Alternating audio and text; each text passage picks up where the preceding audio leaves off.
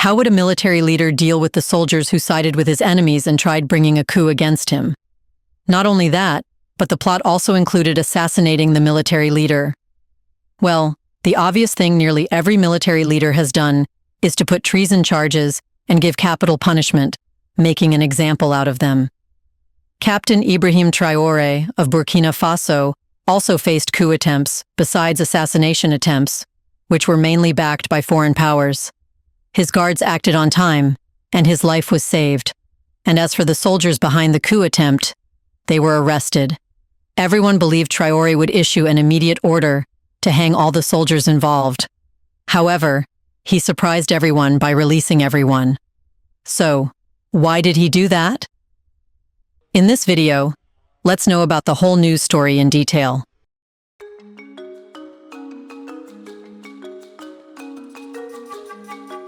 Burkina Faso has long been a nation gripped by military coups, political instability, and foreign interference. With a history of power struggles dating back decades, the country has seen leaders rise and fall under the weight of internal betrayals and external manipulations. One of the most important moments in this turbulent history was the 2015 coup attempt, a failed power grab that nearly destroyed the country's fragile transition to democracy. Now, in a move that has stunned both supporters and critics, Captain Ibrahim Traore has ordered the release of all soldiers involved in the 2015 coup. This decision has divided opinions, with some seeing it as a bold attempt at national reconciliation, while others fear it could set a dangerous precedent for future military rebellions. To fully understand the weight of this decision, we must dive deep into the 2015 coup, why those soldiers were imprisoned in the first place, and why Traore, despite facing his own coup attempt, chose to release them.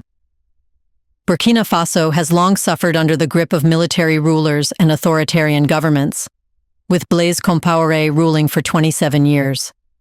He was the one who was directly involved in Thomas Sankare's assassination. During his reign, political repression, corruption, and human rights violations were rampant, and any attempts at resistance were met with brutal crackdowns. However, in 2014, the people of Burkina Faso had enough. Massive protests erupted across the country, driven by anger over Compaoré's attempt to extend his presidency indefinitely. In a historic moment of people-led power, Compaoré was ousted and forced into exile, fleeing to Côte d'Ivoire under the protection of the French government. Following his departure, a transitional government was set up, led by President Michel Kafando and Prime Minister Isaac Zida, both tasked with steering Burkina Faso towards democratic elections. For the first time in decades, it seemed like the country was on the brink of true change. But just 1 month before the elections, a faction of the military loyal to Blaise Compaoré launched a coup to overthrow the transitional government and restore Compaoré's allies to power. This group was none other than the Presidential Security Regiment, an elite military unit trained and armed under Compaoré's rule, deeply tied to French intelligence and Western security interests. The coup was led by General Gilbert Diendéré, Compaoré's former right-hand man. The coup plotters stormed government buildings, kidnapped President Kafando and Prime Minister Zida, and declared themselves the new rulers of Burkina Faso. Their goal was clear: to dismantle the democratic transition and restore the old order, ensuring that the country remained under Western influence. However, the people of Burkina Faso refused to accept this betrayal. Massive protests erupted across the country. Civilians took to the streets in defiance, demanding the return of their transitional government. The army, recognizing the will of the people, turned against the coup plotters. After just 7 days, the coup collapsed, and the transitional government was reinstated. The soldiers involved in the coup, including General Diendéré, were arrested, tried, and sentenced to prison for treason, undermining state security, and attacking democratic institutions. For years, these soldiers remained behind bars, widely seen as traitors to democracy, and a symbol of the country's fight against dictatorship. Now Ibrahim Traore has set them free. Given Burkina Faso's history of coup attempts and assassinations, many expected Traore to deal harshly with any perceived threats to his rule. After all, he himself has been the target of multiple coup attempts, and logic would suggest that he should crush any remnants of military factions that could challenge him. Instead, he did the opposite, a move that has left many questioning his true intentions. However, experts can read between the lines and understand why Ibrahim Traore released the soldiers. The first thing he wants to do is to end division in the army. For decades, Burkina Faso's military has been a source of political instability. It has overthrown more governments than it has protected, constantly shifting loyalties and fueling power struggles. By releasing the 2015 coup plotters, Traore is attempting to reshape the role of the military in the country's future. He is sending a clear message that the era of military factionalism must end. Instead of punishing these soldiers and risking further divisions within the army, Traore is integrating them back into the military under his leadership. Not only that, but Ibrahim Traore also wants to strengthen Burkina Faso's fight against insurgents. Since 2015, Burkina Faso has been battling a devastating insurgency, with violent groups seizing vast territories. Ibrahim Traore knew that the soldiers involved in the 2015 coup were not just political figures. They were trained military officers with experience in combat. Before we continue further, tell us, are you enjoying the video? If yes, please like and share the video and subscribe to our channel to watch more videos on Black Africa. Let's continue now. By releasing them, Traore is not simply forgiving their past actions. He is repurposing their skills for national defense. Under the conditions of their amnesty, the released soldiers must actively participate in counterinsurgency efforts, ensuring that their military expertise is used to protect the country rather than destabilize it. This decision highlights Traore's pragmatism as a leader. Instead of wasting military resources in political purges, he is focusing on the real existential threat, the fight against insurgency. Furthermore, he is also sending a message to foreign powers. The 2015 coup was widely believed to have been supported by external interests, particularly France and its allies, who saw the transitional government as a threat to their long-standing influence in Burkina Faso. By releasing the coup plotters, Traore is disrupting the traditional divide-and-conquer strategy used by foreign powers to destabilize African governments.